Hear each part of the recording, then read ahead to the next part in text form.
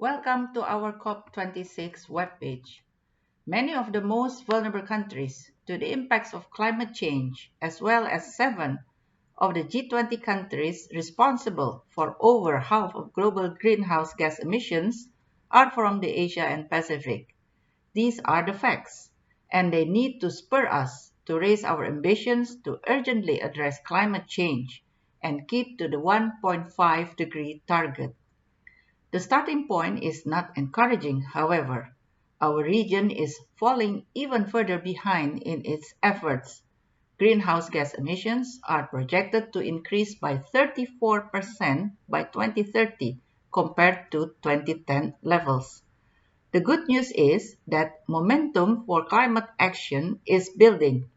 Leaders have been lining up to make their carbon neutrality pledges, shrinking the gap from commitment to action.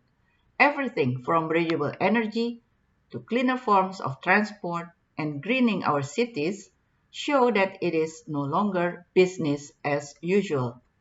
Indeed, we can also make our trade and investment more climate smart. A growing number of countries include the climate and environment-related provisions in trade agreements. To support these ambitions, we need to unlock the power of finance and align it towards tomorrow's green industries and jobs. Innovative financial instruments, and therefore climate swaps, can help mobilize additional funding.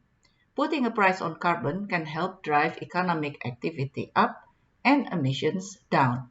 Most importantly, all of this action must be people-centered. For nearly 2 years now, we have seen the combination of disasters, pandemics, and climate change expand the number of people in vulnerable situations and raise the risk scale.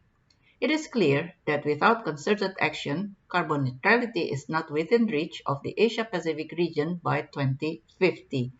Our leaders simply cannot afford to go to Glasgow with insufficient ambition and return empty-handed.